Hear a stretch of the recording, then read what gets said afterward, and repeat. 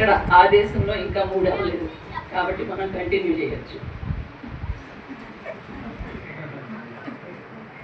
లూకా సువార్త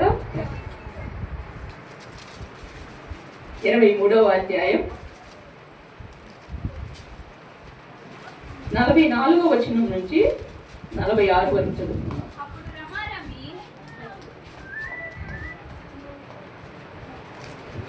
అప్పుడు రమారమి మధ్యాహ్నమాయెను. అది మొదలుకొని 3 గంటల వరకు ఆ దేశమెంతటా చీకటి కమ్మెను. సూర్యుడు అదృశ్యుడాయెను.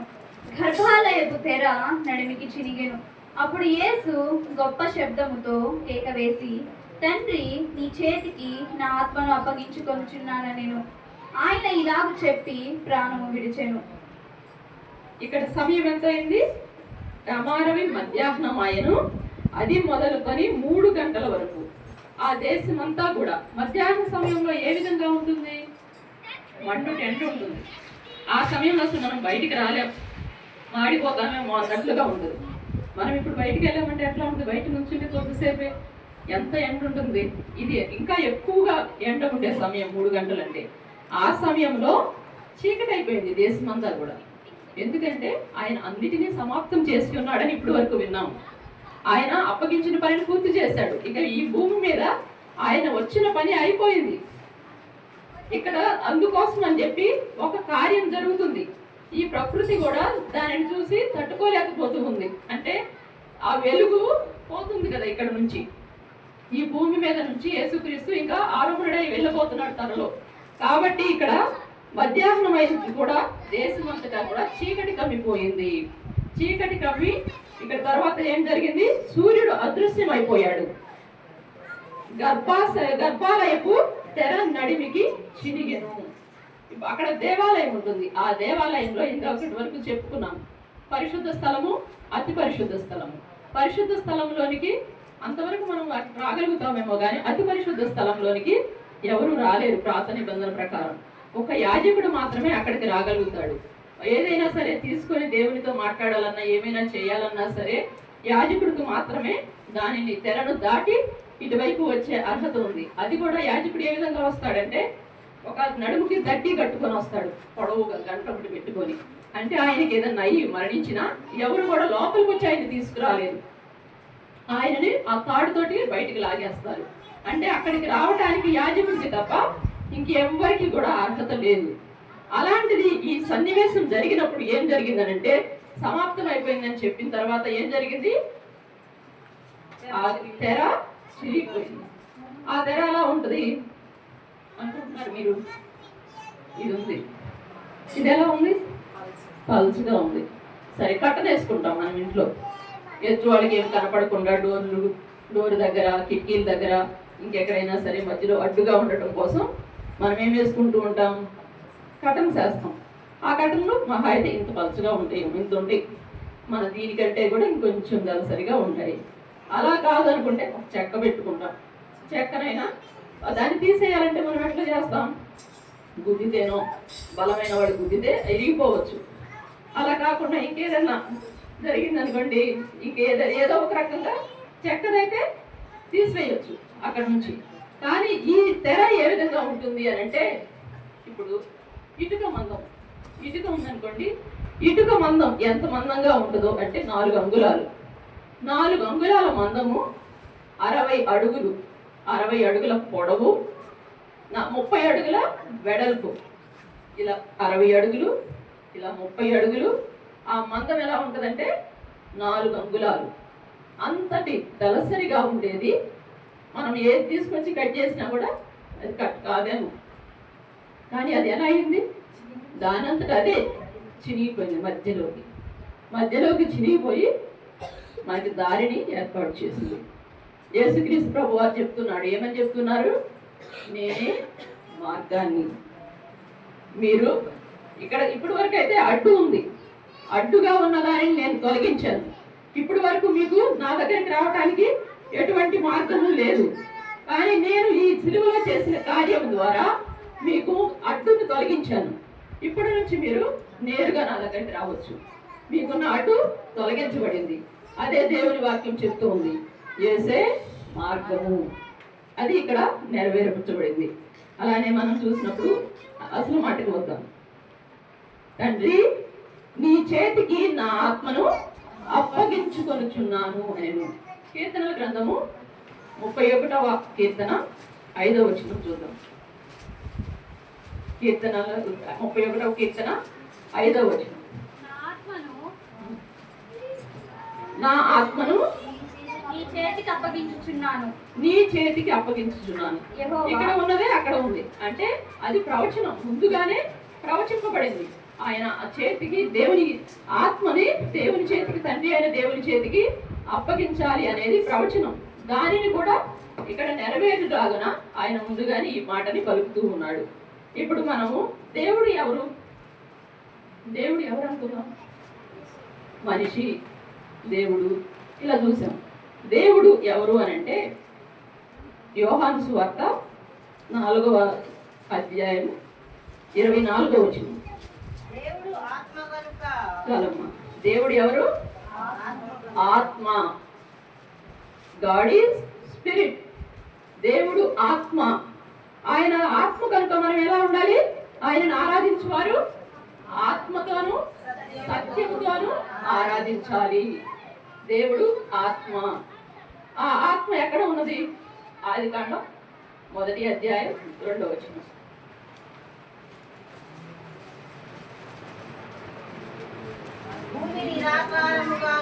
భూమి నిరాకారముగాను శూన్యముగాను ఉండెను. చీకటి అగాధ జలముల పైన కమ్మి ఉండెను. దేవుని ఆత్మ జలముల పైన అల్లాడుచుండెను. ఎక్కడుంది దేవుని ఆత్మ? ఆదిలోనే ఉంది. ఆదిలోనే సమస్త సృష్టిని చేయక ముందే ఉన్నది. అక్కడ ఎక్కడ ఉందంటే జలముల మీద అల్లాడుతూ ఉంది ఆ ఆత్మ. ఆ ఆత్మ ఏం చేసింది? తర్వాత ఏ కార్యం చేసింది అని అంటే కిందకు చూస్తే సమస్త సృష్టిని చేసింది. ఆ ఆత్మలో ఇక్కడ ఎవరున్నారు? తండ్రి, కుమార, పరిశుద్ధాత్మ అందరూ ఏకంగా ఈ సృష్టిని అంతటినీ చేశారు. ఇందాక ఫస్ట్ మాట చెప్పినట్లుగా ఏమన్నది? 6 దినములలో సృష్టి కార్యం అంతటిని చేసి 7వ దినమున విశ్రాంతి తీసుకున్నారు. అప్పుడు జరిగినది, లాస్ట్ గా జరిగింది ఏం చేశారు? ఏమిటి ఆ రోజు? ఇక్కడ 3వ అధ్యాయం ఆదికాండము 2వ అధ్యాయం చూడండి, 7వ వచనం. దేవుడైన యెహోవా నేల మట్టితో నరుని నిర్మించి వాని నాసికారంధ్రములలో జీవవాయువును ఊదగా నరుడు జీవాత్మ ఆయను. ముందు వచనాలన్నీ మనం చూస్తే దేవుడు ఏ విధంగా సమస్త సృష్టిని చేశాడనంటే తన వాక్కు చేత ఒక మాట పలికాడు. అది కలుగును గాక, ఇది కలుగును గాక అని, అన్నిటిని కలుగును గాక అని ఆయన ఒక మాట చేత సమస్త సృష్టిని చేశాడు. కానీ నరుని విషయంలోనికి వచ్చేసరికి నేల మంటిని తీసి దానిని ఒక మనిషి బొమ్మలాగా చేసి ఆయన ఏం చేశాడు? నాసికా రంధ్రాలు అంటే ఈ రంధ్రాలలో జీవవాయువును ఊదాడు. ఆయన ఊదినప్పుడు ఏమైంది? ఆ బొమ్మ ఏమైంది? మట్టిలో నుంచి తీసిన బొమ్మ, మట్టి జీవం లేదు దానికి. అలాంటి జీవం లేని బొమ్మ ఏమైపోయింది? జీవాత్మ అయింది, జీవము కలిగింది. ఇప్పుడు ఇక్కడ మనం అందరం ఉన్నాం. జీవం కలిగి ఉన్నామా? జీవం లేకుండా ఉన్నామా? కొందరు ఉంటారు ఏది చెప్తున్నా కానీ ఉలక రూపాలకు వాళ్ళని ఏమంటారు? జీవోత్సవంలా ఉన్నారంటారు. బతికి ఉన్నా కూడా చచ్చిన వాళ్ళతో సమానం అన్నట్లు మనం అంటూ ఉంటాం. అంటే వారిలో జీవం ఉంది. జీవాత్మ అయ్యాడు నరుడు అనేవాడు. నరుడు జీవాత్మ అయ్యాడు కాబట్టి అంటే ఏముంది మనలో? ఇప్పుడు ఆత్మ అనేది ఉంది. ఆయన ఊదిన ఆత్మ మనలో ఉన్నది. దాని వలన మనము జీవాత్మ అయ్యాము. మనకి ఇప్పుడు మత్తయి సువార్తలో 1వ అధ్యాయం 20వ వచనం చూద్దాం. అతడు ఈ సంగతులను గూర్చి ఆలోచించుకుంటుండగా ఇదిగో ప్రభు దూత స్వప్నమందు అతనికి ప్రత్యక్షమై, దావీదు కుమారుడైన యోసేపు, ఈ భార్య అయిన మరియను చేర్చుకొనుటకు భయపడకుము, ఆమె గర్భము ధరించి పరిశుద్ధాత్మ వల్ల కలిగి ఉన్నది. ఇక్కడ గర్భం ధరించడం, మరియా గర్భం ధరించడం అనేది ఎవరి ద్వారా జరిగింది? ఏ పురుషుడి వలన జరిగిందా? జరగలేదు. మనకైతే అది అసాధ్యం. ఒక స్త్రీ పురుషుడు ఉంటేనే గర్భం ధరించడం అనేది ఈ లోకంలో జరిగేది. కానీ ఇక్కడ ఏం జరుగుతుంది? యేసుక్రీస్తు ప్రభు వారు ఏ విధంగా గర్భం ధరించింది? మరియా పరిశుద్ధాత్మ ద్వారా. ఆత్మ అనేది ఇక్కడ కూడా యేసుక్రీస్తు రావడానికి కారణమైంది. తండ్రి మనల్ని ప్రేమించి ఒక కుమారుని పంపిస్తుంటే పరిశుద్ధాత్మ దేవుడు ఆయనే మరియకు గర్భం వచ్చేలాగా చేసి యేసుక్రీస్తు ప్రభువుని లోకరక్షకుడుగా ఈ లోకానికి తీసుకువచ్చాడు. ఆత్మ యొక్క ప్రాధాన్యత ఆ విధంగా ఉంది. ఆత్మ ద్వారా ఒక జీవం అనేది ఏర్పడుతుంది. ఇక్కడ మళ్ళీ తర్వాత చూసినట్లయితే సామెతల గ్రంథము 20వ అధ్యాయం 27వ వచనం.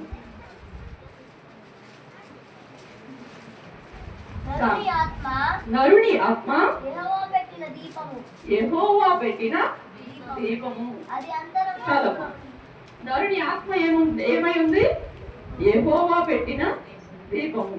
పాట కూడా ఉంటది, చాలా మంది పాడుతూ ఉంటారు, మరి మీకు వచ్చలేదో కానీ ఆయన పెట్టిన దీపం అని చెప్పి. మన ఆత్మ అనేది అది ఆయన పెట్టిన దీపము. అది యెహోవా పెట్టిన దీపము ఆత్మ అనేది. ఇప్పుడు మీరు కనుక చూస్తే మన ఆచారాలు కొన్ని చూసినప్పుడు మనం దానిని గ్రహించవచ్చు. మనం తెలియకుండానే వాటిని పాటిస్తూ ఉంటాం. ఇప్పుడు హైందవులు ఉంటారు, హైందవ సహోదరులు సహోదరులు, వాళ్ళ కుటుంబంలో ఎలా ఉంటుందంటే ఎవరైనా ఒక వ్యక్తి చనిపోయినప్పుడు వారి తల దగ్గర దీపం పెడతారు. ఆ దీపం ఆరకూడదు, ఆరిపోకుండా చూసుకుంటూ ఉంటారు. చాలా మందికి తెలిసే ఉంటుంది, మీరు గమనించి ఉంటారు. ఒక దీపం పెట్టి తల దగ్గర ఆ దీపం ఆరకుండా ఎప్పటికప్పుడు గమనించుకుంటూ ఉంటారు. ఎందుకు అంటే ఆ వ్యక్తిలో నుంచి జీవం వెళ్ళిపోయింది. ఆ వెళ్ళిపోయిన జీవము ఆత్మ వెళ్ళిపోయింది. ఇక ఆత్మ వెళ్ళిపోయింది, ఇక్కడ మిగిలిపోయింది ఏంటి? శరీరం ఒకటే. ఆ ఆత్మని మనం ఇక్కడ సాదృశ్యంగా, ఆ ఆత్మకి ఈ దీపం అనేది సాదృశ్యంగా ఉంది. దాన్ని తెలియకుండానే మనం ఇక్కడ ఉన్న వాక్యాన్ని అక్కడ పాటిస్తూ ఉన్నాం. ఇప్పుడు మనం కూడా క్రైస్తవ సహోదరుడు కూడా కుటుంబాల్లో ఏం చేస్తూ ఉంటాం? ఎవరైనా మరణించిన తర్వాత వారిని సమాధి చేసి వస్తారు. సమాధి చేసి ఇంటికి వచ్చే సమయానికి ఏం చేస్తారు? ఇంట్లో దీపం పెడతారు. కాళ్ళు కడుక్కొని వాళ్ళు వచ్చి మొట్టమొదటి ఏం చేస్తారు? దీపాన్ని చూస్తారు. ఇప్పటి వరకు మనిషి ఉన్నాడు, ఇక్కడ ఉన్న మనిషి ఇప్పుడు లేడు. ఎక్కడికి వెళ్ళిపోయాడు? చూడండి, ప్రసంగి గ్రంథం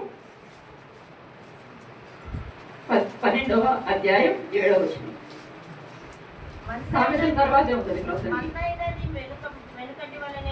మన్నైనది వెనుకటి వలనే మరలా భూమికి చేరును. ఆత్మ దాని దయచేసిన దేవుని యొద్దకు మరలా పోవును. మట్టిలో నుంచి మనిషిని తీశాడు, ఆయనలో జీవవాయువును ఊదాడు, జీవాత్మ అయ్యాడు మనిషి. ఇప్పుడు చనిపోయిన మనిషి ఏమయ్యాడు? ఆ మట్టితో చేసిన ఈ దేహం చివరికి మట్టిలోకి వెళ్ళిపోయింది, మన్నైంది. మన్నైనది మన్నులోకే చేరింది. ఈ ఆత్మ ఎవరిచ్చారు? దేవుడు ఊదాడు. దేవుడు జీవవాయువును ఊదాడు. ఆ ఆత్మ ఇప్పుడు ఎక్కడికి వెళ్ళిపోయింది? దేవుని దగ్గరికి వెళ్ళింది. ఎవరైతే దానిని ఇచ్చారో వారి దగ్గరకే తిరిగి వెళ్ళింది. అందుకని చెప్పి ఇప్పుడు మట్టిలో పూడ్చిపెట్టేసి వచ్చాం మనం. ఇప్పుడు వచ్చి చూడటానికి మనిషి లేడు. మరి ఇప్పుడు దేన్ని చూడాలి? దేవుని దగ్గరికి వెళ్ళిపోయిన ఆత్మకి సాదృశ్యమైన ఆ కొవ్వొత్తినో దీపాన్నో మనం చూస్తాం. మనం ఏది కూడా ఊరికే చేయటం లేదు. ఎందుకు పెట్టాలి ఇది, ఈ ఆచారాలు ఎందుకు అనుకుంటామేమో, కానీ దానికి సాదృశ్యంగా దీన్ని మనం